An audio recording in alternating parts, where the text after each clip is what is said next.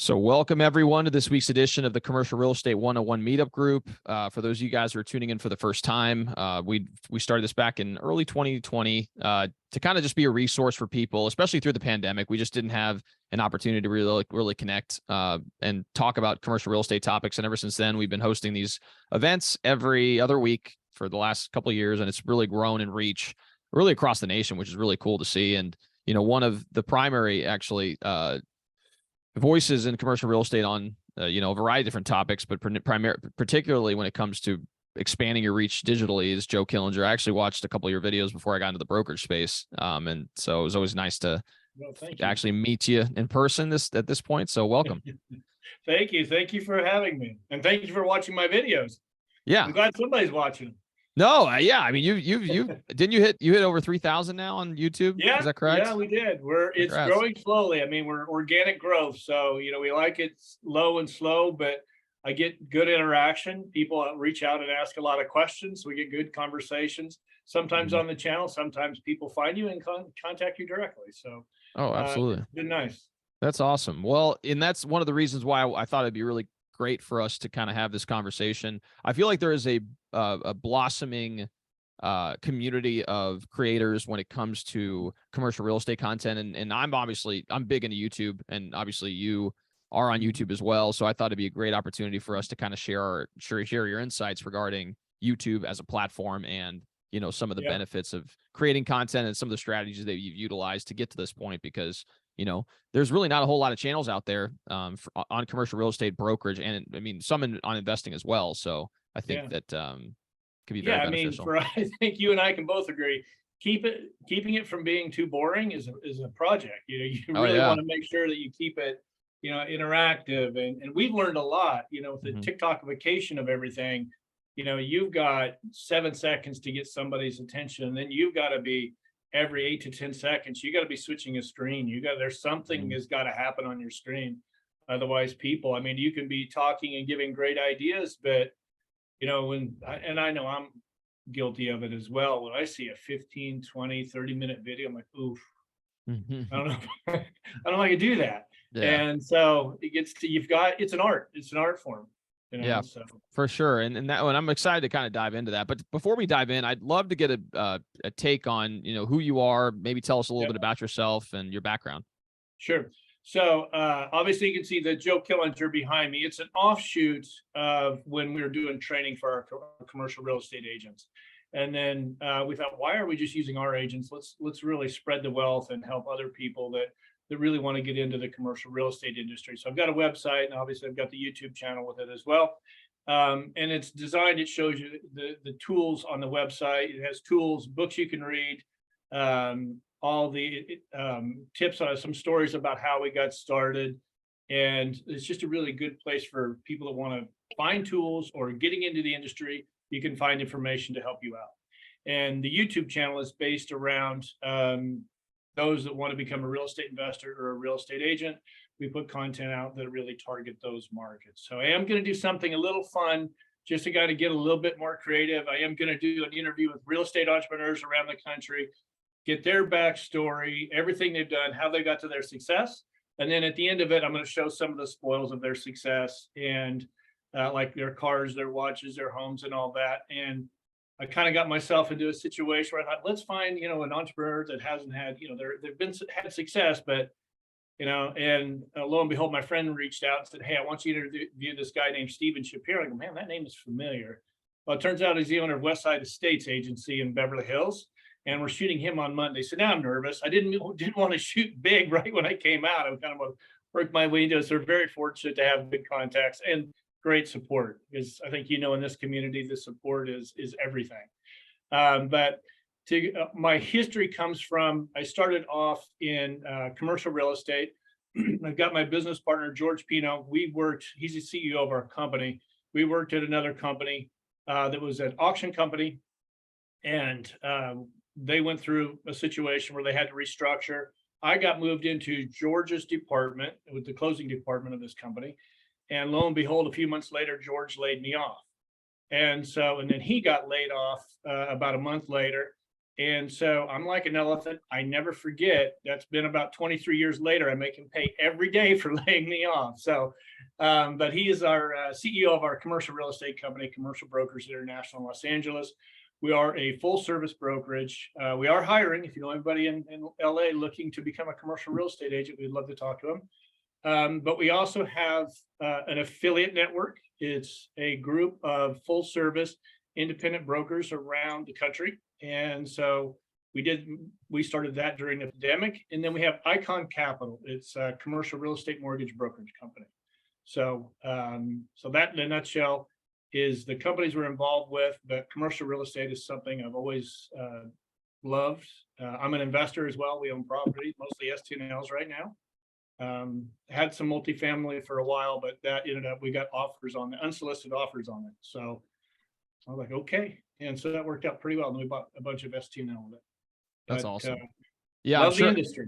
I'm sure you got quite a few, probably pretty high offers, and you're at some point you're probably just like, we can't refuse this. Well, the project we had, it's kind of a funny story. So Raphael, we had multifamily units around Dallas, Texas in low, I mean, these were Class C units. We planned on that we wanted to tear it down, tear the buildings down, add about 30% more units and build.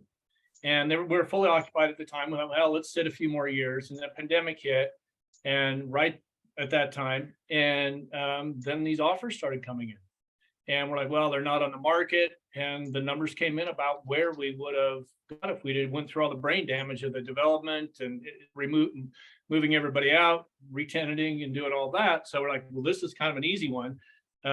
So yeah, so we got lucky. No, yeah, for sure. I mean, and there has been quite a bit of run up, in particular in the multifamily space as of late. And so I'm sure, again, you just capitalize when the market's hot. And so that's awesome that you were able to do that. Yeah, I think we just happen to be in the right place with the right assets in an area that was changing. And so it was evolving nicely.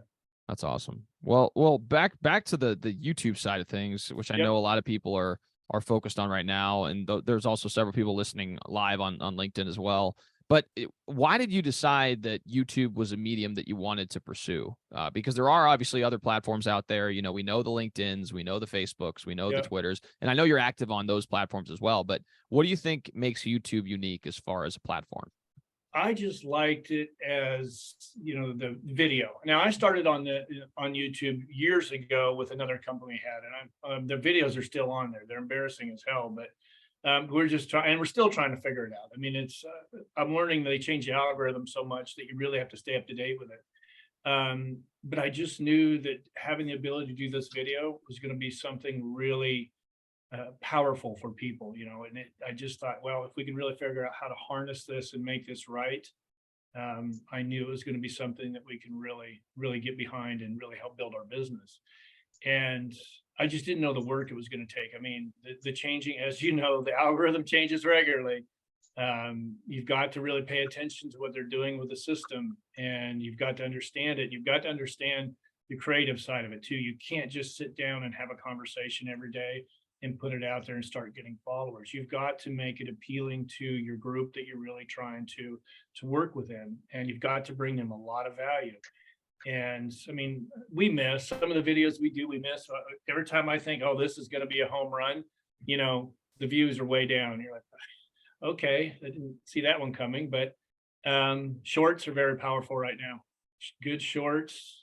I'm amazed. Sometimes I'll post one and kind of the same thing. I think, well, that one brought a lot of value, and now I'll get a low number of views. But then all of a sudden I look at one the other day. It was just kind of I don't know if we should post this. Is really not enough value. Next thing you know, 1,900 views right within an hour.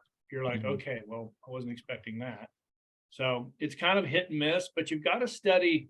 You got to know your business, right? But with the YouTube, you also got to know the creative side of it. It's like we were talking about earlier, the TikTokification of everything. Everybody's attention span is so short that you have to make it you've got to be switching something every 7 to 10 seconds. It's got to be like, we shot a video the other day on restaurants, and we were talking about restaurants, and our editor put in, just different franchises would zoom across the screen. And so that keeps people's attention. You've got to figure out how to keep people's attention. You got to get creative. No, for sure. No, I agree. And I think that the short videos are pretty powerful, like you said. I mean, Yeah, the unique thing about them too is that they get consumed a lot more rapidly. So, you could yeah, hit those 1900, I'm sure that 1900 views was probably in a very short window. It was it probably within was. Yeah, a the algorithm day. picks it up. Yeah, Yeah, they pick it up and it just gets distributed. And we've started doing that with other, obviously our channel, and we have another podcast called the Commercial Real Estate Academy podcast with one of my co-hosts. And we've started creating these short clips to distribute on LinkedIn. And we've also started posting them on shorts. And I mean, you get pretty significant reach with them. And not only that, but now you build subscribership too. So it yeah. helps amplify your ability to reach a broader audience, which is ultimately a benefit there. But, as far as the content creation is concerned, I mean, that's one of the biggest hurdles I think a lot of people face is they think, oh my gosh, it's going to take forever for me to figure out what I want to push out. And, I know when I first started in the business, luckily I had, similar to you, started a YouTube channel many years ago, really related to personal and professional development for young professionals. And I kind of cut my teeth on the creation of videos on that front. So I was a little bit more positive as far as wanting to start something like that. But I was like, what am I going to be able to contribute? I mean, I'm 3 years in the business, right now. Yeah. So like, how do you, I guess, overcome those quote unquote hurdles? And then from there, like, what type of strategies do you employ as far as ideas for different topics? I look at every morning, get on Globe Street, plain vanilla Thing shell, somehow. QSR, QSRmagazine.com, FSRmagazine.com, and any other real estate publications, right? And I'll look for topics that I think are going to be key to the people that are my target audience, right? So then I focus on that. And and I'll be talking to one of our agents during the day, and they'll say something. I'm like, that needs to go out to everybody, because they'll say something, oh, that fits with what I'm trying to do. So I'm just always listening, but I'm also, I don't consume a lot of content. I'm mostly, it's from conversations I'm having with other people, and and I'll get into it and I'll just ask them, why do you think that is? What do you think? And I listen to them, get their point of view, and then I do a little research. And I mean, there's never been a time where somebody said something and go jump on in front of the camera. I go in and make sure, let's really make sure we have this right, do a little research, because you want to make sure you're bringing value every time. But coming up with the content is hard. I mean, it's really, like right now, I'm recording this on my phone just off to the side here, and I will use it for shorts. So when I'm talking, I'll use it for shorts. You've got to come up with ways like this that don't take a lot of time. I mean, as you know, Raphael, you can spend all day creating content. We don't. We'll create shorts by recording this and then using the pieces of it, and then we'll shoot a video or two a week. And then, so that's really how we do it. It doesn't take a lot of our time. And I'm finding, I just bought a new camera yesterday, which, by the way, if you haven't bought a camera lately, you better be ready for that. They've gone up in price. So we've really upgraded our camera, our mics, everything. And so it's an investment. You want to invest in good stuff that you can use for a while. But content creation is just pay attention to your surroundings. I'm more about documenting my day than I am creating content. Is one thing that we really learned. There is, and this is, I'm a head of marketing for what's called the Commercial Real Estate Influencer Summit that's coming up in September. I don't know if you know about it or not, but I know Chad is. Yeah, we had. Okay, yeah. Yeah, no, we had why am I blanking? Our guest last week or 2 weeks ago. Yes, he's affiliated with you guys as well. Arnold. Oh, Ken Ash, was it Ken Ash? Mike Arnold. Okay. Oh, Mark Arnold. Yeah. Yeah, Mark Michael Arnold. Yeah. Yeah. You So got he was him our on the guest. show? Yeah, he talked right. about tenant rep. He talked about tenant rep. He did, I mean, an amazing job. I mean, really He very knows knowledgeable. his stuff. Yeah. He's sharp. Yeah. So yeah, and it's amazing to me, and that's how I actually met Michael, is because of the Commercial Real Estate Influencer Summit. He's probably a half mile down the road here, and I've never met the man. So I met him in Tahoe at this event, and he, this Influencer Summit is about 150 agents from around the country to get together, and they share ideas. This is what worked for me in my market, and this will be on YouTube, Instagram, TikTok, Twitter, LinkedIn, SEO, email. So it's a valuable resource. So Definitely. it's CREISummit.com. Absolutely. So and we'll include that in the show notes as well, because I know Yeah. when we interviewed Mike last time, he would mention that as well. So you guys are both working towards trying to get those spots filled in that. Yep. And I've heard great things about it. So if you Yeah. guys get a chance to check it out, I would encourage you guys to do. Yeah. They just put the list of the top CRE females out. Yes. Women in real estate yesterday. So you can see it on LinkedIn as well. Absolutely. So, one of the, I guess the key takeaways from your discussion really is the documentation piece. I think that's probably the game-changing piece that I found to be the case for me, was that, you don't necessarily have to have the most experience in the world, but if you're learning stuff as you go throughout the day, and, the other day I learned what a Delco was, like delivery carryout.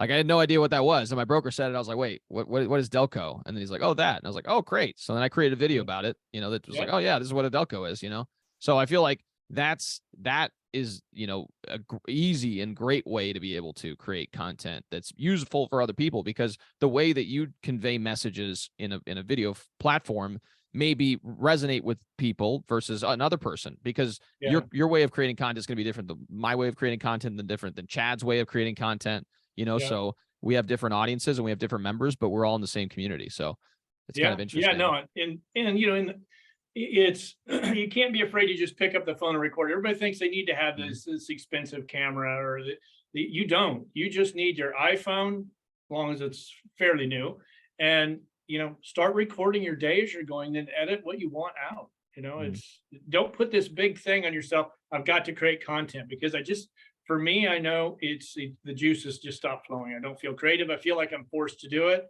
And, so just documenting is a lot easier. Yeah. And getting into a schedule and a rhythm, because I feel like a lot of times people get really excited about something and they do it for 2 weeks or 3 weeks and they're pushing out a ton of content. And then they realize, oh my gosh, it's not sustainable. I mean, that's when I first started my first YouTube channel on personal professional development. I was releasing like edited videos like Monday, Wednesday, Friday.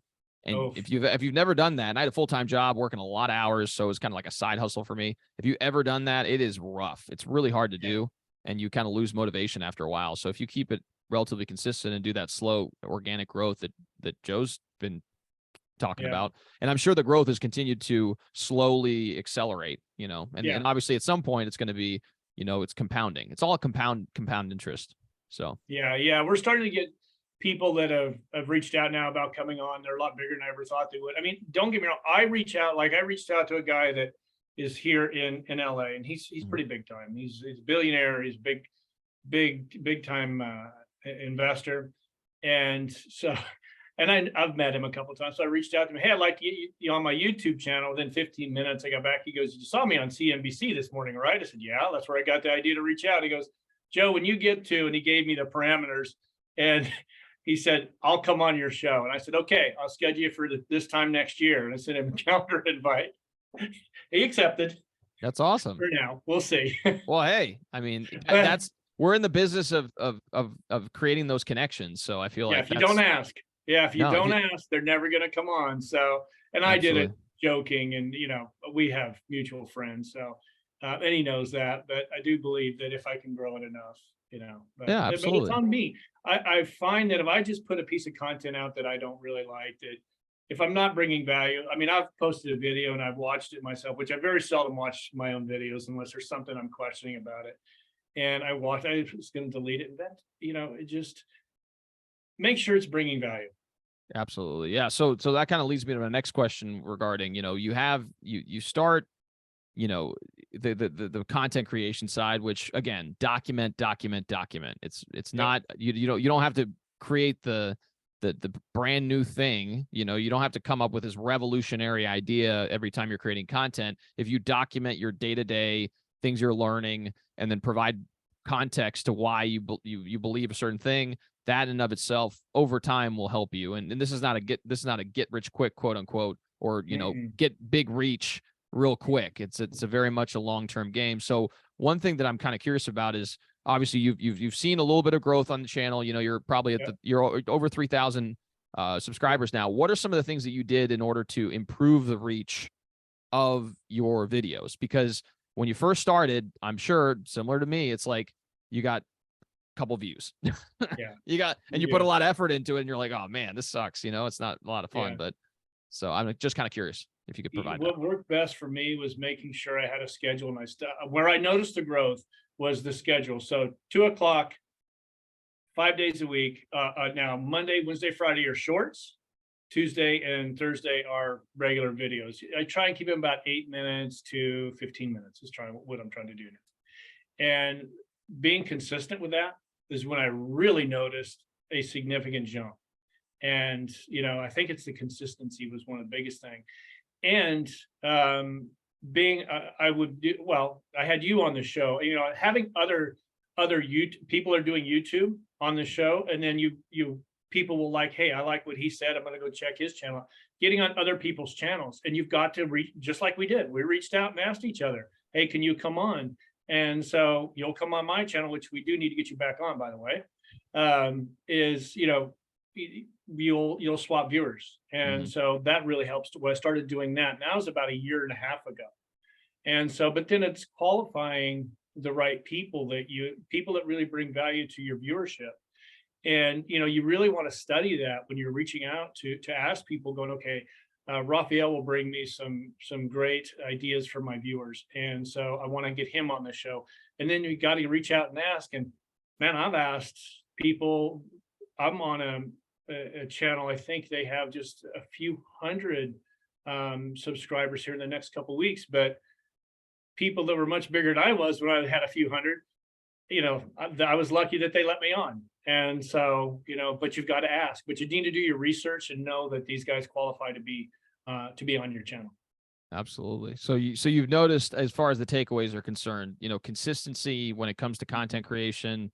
You mentioned shorts. I feel like that's a very good investment of your time as far as getting that reach is concerned. And then on the interview side, getting on other people's podcasts, having other people on your podcast, doing podcast swaps or whatever else is a good opportunity to be able to increase that reach.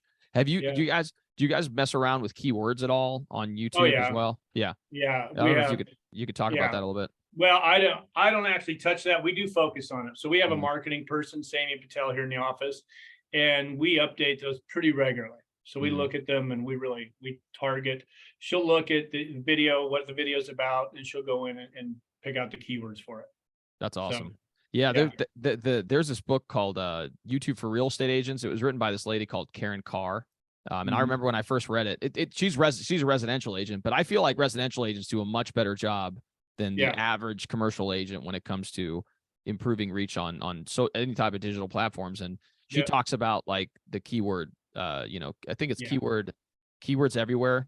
You can search how many times a particular phrase is searched for. So if you start ranking for those keywords, then you show up on those searches. And so I kind of took that too, and it's worked like wonder for me, because now it's like the search. Now anytime someone searches and you rank in the top two or three for what is a real estate agent, what is this, what is that, you can start getting significant reach on YouTube. Yeah, so it's understanding the back end of these things. It's like the algorithm, the keywords. You've got to understand that before you really. I mean, I gave up on it, and we had in-house marketing. So I'm like, listen, I need help with this. And so we've got another person helping her as well. And because it's a lot, you have to really understand it. It's not like Instagram and the other channels where you just snap something that's pretty and post it out there. Or even if it does bring value, you've got to know what you're doing on this, because this algorithm is changing constantly. I mean, there's some other more changes a couple of weeks ago that we're working on. And for sure. No, for sure. No. And I'm kind of curious. Another question I had was related to, the business generation piece. I guess on that front, you obviously, you run a brokerage. And so you've started getting people reaching out to you that wanted to be affiliated with Commercial Brokers International, which I'm sure is great. And then also on any other type of business development fronts, I guess, what's the best way to kind of make sure that, whatever you're doing on the YouTube platform can kind of help you generate business, and not immediately, because this is not an immediate long-term game. Plan. Exactly. Yeah. So no, the way we do it mostly is like, I'll have my business partner, George, he's our CEO. He's a big STNL guy. And so I'll have him come in and talk about STNLs and single tenant net lease deals that he's worked on. And he's done deals in 38 states. So he knows them very well. He's been doing it for a lot of years. So I have him talk about it. Well, he'll probably get 4 to 6 leads a year off the YouTube channel. People reach out to him.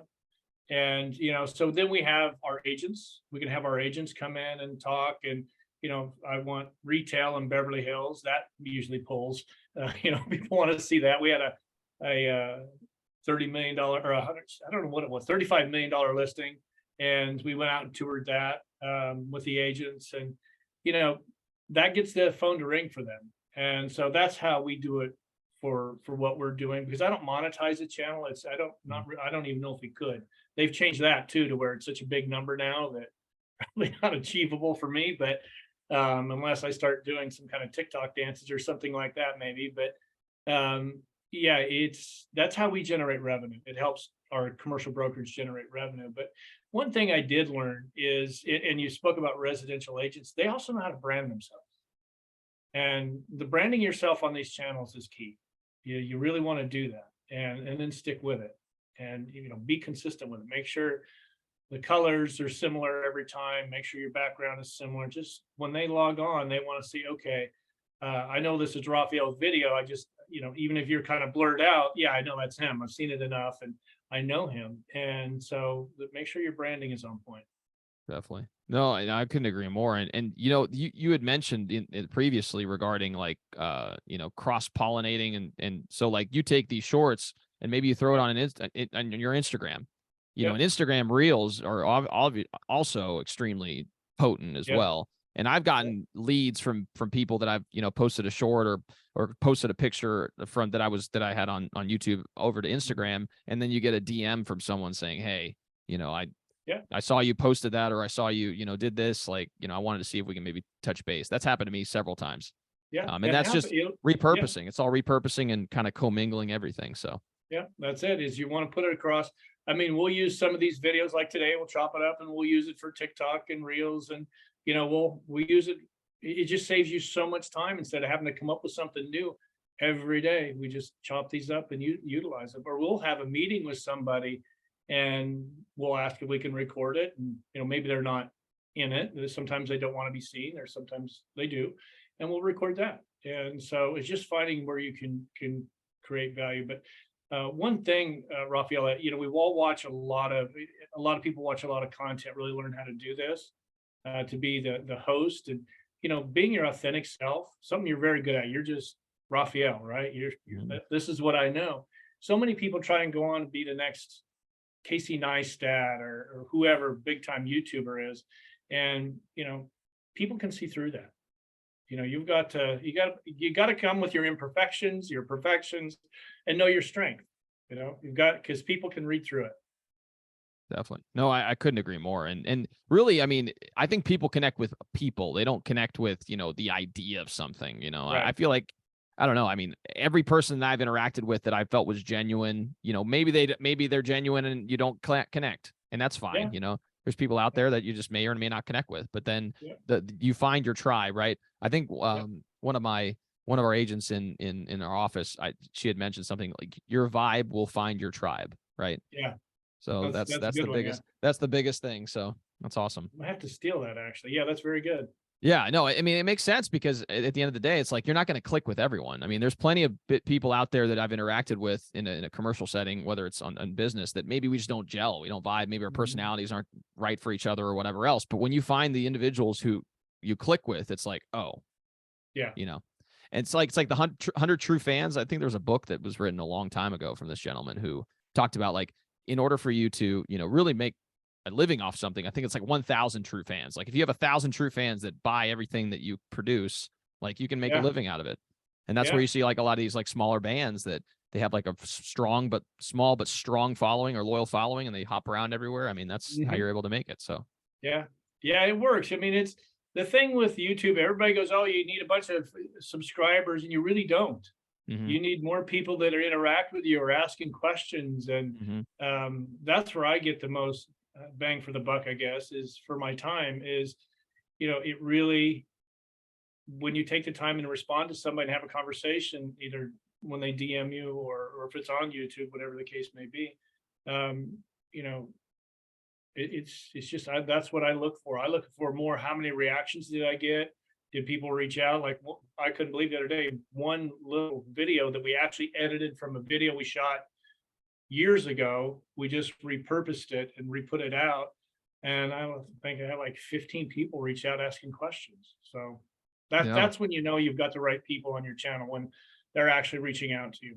Absolutely. And even besides the whole subscribership and everything else, which is obviously awesome, and creating that tribe of people who really connect with you and your message and everything else. I mean, we're in the attention business as Yeah. brokers. So the more people that even if they don't watch your videos, if they see you on social regardless, you take one piece, push it on everything, and they scroll through, they see, oh, who's this? And they keep Yeah. seeing you, seeing you, seeing you, seeing you. It's all about staying top of mind. And so it's Right. just another way to kind of get in front of our target audience. And over time, if they think of they have a need for something, I mean, Mhm. who's going to be in their head, or who, so Oh, I'll get people to reach out and ask, hey, can you do a video on? mhm, I want to learn that. Can you do a video on? And mhm. sometimes they've got me, I'm like, oof, I'm gonna have to bring somebody in to talk about this one. But I do. I just start out, I'll go on social and I'll just ask, hey, does anybody know? And then I interview them and really do a background check on them and make sure they really are professional in that aspect of it. Mhm. And before you bring them on, and then it adds value to them. But I think one thing that we always forget about, Raphael, is the analytics for YouTube. Everybody needs to look at their analytics. You need to go in, you put your content out, put it out for a while, go in and look at who's looking at it, who's your target audience, how long are they watching your stuff. If it's a few seconds and they're logging off, you got to take a look at that. If they're staying for 50, 60, 70% of it, you're doing pretty well, unless it's on the shorts, of course, but on the longer videos. But really understand your analytics, do a lot of research. Definitely. No, I couldn't agree more. And the search, the YouTube search too, like look at the search terms. I mean, I that's something know. that I constantly like I look at a video and I'm like, and I see what people are like, how they're getting to the video from which search terms they're searching for. And it's like, oh, that's not in my keyword list. Let's add it because Yeah. obviously it's, high Yeah. intent keyword and stuff. So Yeah. that's awesome. So one thing I was kind of curious about before we open up Q&A, we're going to go ahead and allow the audience members, both on LinkedIn and in Zoom, to be able to ask some questions regarding, YouTube or whatever else they feel appropriate to ask you. Is, Sure. you'd mentioned, the CRAI Summit. Mhm. You guys started it several years ago. It's been growing very well over the last couple of years. Just wanted to give Yep. you an opportunity to kind of share exactly what that is, and then some of the things that people can expect if they Okay. decide they want to take All advantage of right. it. I don't know the dates. It's in September and Mm-hmm. it's in Lake Nona, Florida. It's a group of commercial real estate influencers, is what it is. And so there's going to be like 150 people. We're going to have a good number of top performers. Let's say we've got Kyle and Sarah is probably going to be doing TikTok because Kyle or Eddie Gonzalez, I don't know if you know them, they're killing it on TikTok. Mm-hmm. And so they'll probably be giving that one. They'll talk about, this is what's worked for us in TikTok. It's going to be, one that works well for Eddie is he goes out and he has a drone. He'll fly over a building, shoot it, and then say, what's it worth? Man, that drives so many views for him. And I've done that on a YouTube video that worked very well too. I asked, I shot the video and I put, what's it worth? But, and then we'll have maybe Carrie Bob will do Instagram. She's a top performer on Instagram. And they just all come on, these top influencers will come on and speak to you about, this is what works for me in my market. This is what you can try. And they're usually smaller groups. So it's Q&A. You can go back and forth and ask them personally, what if I tried this? What have you tried this? And they'll tell you, listen, yes, I've tried it. It didn't work for me, but you should try it in your market. But, so it's really worth the couple days. It's actually about 2 days. Everybody stays a little bit longer because we all become friends now because of doing these a few times, but very powerful. It can Definitely. take your education and marketing yourself on these social networks to the next level. We've added this year email marketing, which I think everybody needs to be doing emails. We do an email blast every 14 to 19 days, and SEO. Because so many people build their website and then don't touch their SEO again. They should be updating that every 3 to 4 months. But it's a great way, back to the CRAI Summit, it's a great way to really learn how to market yourself. So Definitely. we're even going to talk about storytelling because, as you know, storytelling is so key to what we're doing here. You have to know how to break down a story and how it makes it more watchable. Absolutely. No, for sure. And I mean, when you're interacting with clients, I mean, being able to provide stories I mean, that's how I learn from people who provide, insights and stories and connect concepts into that story to make it more applicable. So that's Yep. awesome. So what we'll go ahead and do now is I want to give us an opportunity for our audience to ask questions if they have any. regarding any types of, social platforms, primarily YouTube, since this is the discussion on YouTube. But if you guys have any other questions for Joe, obviously he's an expert when it comes to this sort of stuff. So feel free to ask away. So Stelios, what's up? You failed. Well, that's the And learn from it. prerequisite. Yeah, that's a prerequisite to success, right? Is the failure part. Yeah. So that's awesome. So one thing so Stelios, hello, he asks, what's the length of a short? Oh, you're less than a minute. Mhm. We do 59 seconds is what we do. That's good. Yeah, we'll try it. I mean, some of them we've done have been 20 some seconds, but we try and keep it 56, 58, 59 sometimes. Yeah. Yeah. That's a great story. And you'd be surprised how hard it is to fill that content. You think, oh, 59 seconds, I can do that. Mhm. And then, 20 seconds into it, you're like, oh, okay, I need to add this. But I tell you what, I've learned that there's an app for teleprompter. If you're nervous about it, get that teleprompter out. It'll be scrolling right over your phone, as you're doing. If you're going to shoot on your phone, it'll scroll right over your phone. You can basically just read it, only rehearse it so they can't tell that you're reading it. Definitely. Yeah. And I know you'll probably echo this as well. Repurposing these types of interviews where, you talk for a minute about something, and, your marketing team goes back and says, hey, from this point in time to this point in time, extract that, just throw it up as a short, You don't have to reinvent the wheel every time. It's not like you have to get in front of a camera, create new content every time. You could take an hour interview and probably create 5 or 6 shorts out of it, if not more. Who knows? Absolutely. And again, if you're just documenting your day, if you think about it today as you're out walking around and think about, man, I should have recorded that. Or if you're out doing a showing, you should just record yourself doing the showing. If you're out with a client, or if you're out previewing property, record it and talk about it. It just shows you have market knowledge, and talk about the property, talk about the area, unless you're off market, of course, and maybe not get too detailed, but. Yeah. Don't give the cross streets. Just be like, I'm in a big warehouse. You don't know where Yeah. it is. Yeah. That's awesome. Yeah. So, I was looking on LinkedIn as well. Christina, hey, Christina, she mentioned, create a social calendar. She says that works, and stay consistent. So you're right. I mean, creating a calendar, in my case, I make a commitment to myself. It's like every Monday I release one video. Doesn't matter, heck or high water. That's what I'm going to do. So it's one of those things where, kind of committing to at least one a week is kind of the baseline. And then from there, if you want to jump up to the multiple times, that's fine. But you don't want to put the pressure on yourself. That's what I'm saying. Yeah. Yeah. It's a lot of content. Mm-hmm. And I learned the hard way. I always put that pressure on myself. I got to create something. And I'd sit here and I would get so frustrated. I couldn't come up with something, or have I done it before? So I have to go look, or, have I talked about it before? And, you can't put that pressure on it. Do one a week for a while, and, don't put pressure on yourself. Absolutely. And you'll probably, to be frank, I mean, you talked about it, like, I sucked, or I'm sure when you first start, I mean, it's not good. Like you look back and you see it, you're like, oh my gosh, but it's an evolution. You put yourself in a position that's uncomfortable, and then you kind of grow over time. And, I did it recently, actually. I just was talking about a topic that I thought I was a little more versed in it, but I got the guy on, and he was so in depth with everything. And honestly, my head was spinning a little bit about questions to ask him. And because he went so deep, which is, he's institutional. He does a lot of institutional stuff. We don't have a lot of institutional viewers. And so I was trying to rein him in, and not every video is going to be perfect, right? Mm-hmm. If you're putting out as much content as we are, there's going to be days like, wow. I mean, I walked out recently and I'm like, I could have done that so much better. Mm-hmm. And I wasn't prepared. And so, I asked him if I could reshoot, and he goes, absolutely. And so preparation is the key. Definitely. You don't want to just jump on and start talking. Yeah. I mean, I couldn't agree more. And the documentation piece, I mean, you're learning throughout the day. So, kind of share that content as well. Yeah. It can be a conversation you're having on the phone. You Mm-hmm. can record it. Don't record the other person, obviously, but depends on what you're talking about.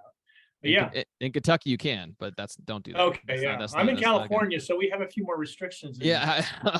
Yeah. So don't on everything. Yes. Yeah. That's funny. So AJ or Angela, hey Angela, she says she would love more info on email marketing. I mean, and that's the type of stuff I'm sure that you'll learn at the CRAI Summit. Another thing that I was kind of curious about, you had mentioned, and I think Mike had mentioned this actually, that you guys are starting to try to create like a scholarship or something. Is that Yes. correct, or is that? Yeah. There's a scholarship program. I think they're filled for this year, but Sure. you can go on to CRAISummit.com and apply there. And don't hold me to that. Make sure you go on Sorry, go ahead. Oh, okay, yeah. So make sure you go on and check it out and apply. If you're having issues with it, you can contact me directly. Don't hesitate, and I'll help you out. Definitely. For sure. So if you guys have any other questions, I'll go ahead and we'll give you guys a minute or two to ask away. So in the meantime, I was going to ask, do you have a particular question that you wish I would have asked you, or maybe you had another, topic or something you wanted to kind of cover that you thought would be very important to discuss today? I just saw we got another question. Oh, we did? Oh, yeah. No, go ahead. So does anything educational work? Yes. Don't depend on a lot of views. Especially if you're just beginning, it works very, very well. And matter of fact, that's a lot of what I focus on. Is my guess, it's usually education based. If you want to be a real estate agent or real estate investor, it's education based, but you're going to get a lower viewer count compared to somebody doing fashion or lifestyle. But you're doing it for that reason. You're doing it to educate. So remember your passion why you're doing it is key. Is like, don't stray from that, because you do one thing and you start switching to another, you're going to lose the people and they're going to quit watching. And but yes, education does work, but it just doesn't get near as many views. Yeah. So that's a great way. No, yeah, most certainly. Yeah. Regarding the question, no, I think we've been talking for 40 some minutes. So yeah, we probably asked them all, but I think, why YouTube, I can go back to that. I just think it is going to be one of the most powerful ways to put video content out. They're really growing, and I know they just lost the CEO. I don't know who they're going to bring in next, but I just think if you get good at this, it can really help you with all your other platforms as well. So. Yeah, no, 100%. And you had mentioned it earlier in the conversation regarding the video piece. I mean, I think that's one of the more powerful things about it, is that you get to see people. Body language is 80%, or I'm not sure exactly the percentage, but you get to see someone, you get to build that trust with an individual. Like, I've met people that have watched a lot of the stuff that I've done YouTube locally, and they walk up and they're like, oh, I see you all over, social. Yeah. And so they feel like they already know you, even though I've never met them in my entire life. And the rapport is already built before, before you even actually physically meet someone. And so that's happened to me on many occasions. And I think from a local expert perspective, it's going to benefit you immensely, because if you have a pretty broad network of social interactions on various different social platforms, I mean, you're going to be able to build that reputation relatively quickly in your local market. So yeah. In video, you got to remember, it's kind of where everything's going right now. TikTok is created video. They've really been pushing it, and so I think I don't know what everybody thinks, but is TikTok going to end up getting taken off? And is it going to, we're no longer going to be able to use it? But one good thing that it has done is push everybody to video. And I was thankful that we were already on YouTube. Mm-hmm. Yeah, no, and I'm a big proponent of YouTube, because if you look at the demographics too, that's another thing that's super interesting. Is like the demographics for YouTube are pretty uniform, as opposed to other platforms. Like with TikTok, obviously it tends to skew in the younger generation. Facebook is starting to skew more on the older generation, and then other platforms. Instagram is kind of in the mixed there as well, but YouTube seems to be the one that's kind of uniform. Like you get people who consistent. There's a little bit for everything, a little bit for everyone, right? So I'd say I watch, there's Emma Chamberlain. She's a 20-something that's on here that I think she has like 12 million followers. Mm-hmm. Casey Neistat has several million. I just, I go on to their content and I just study how they shoot. It's not so much their content, because they're more lifestyle or their day in the life, but I really learn a lot by watching those people and how they're shooting it. And you learn a lot from that if you just study it. I didn't realize how fast someone, like if you watch Amber Chamberlain, she's walking around London or someplace and she's just talking to the camera, but there's constantly a screen change every 10 to 12 seconds. The jump And it cuts. keeps the audience attention. Yeah, the jump cuts and everything. That's awesome. Yeah.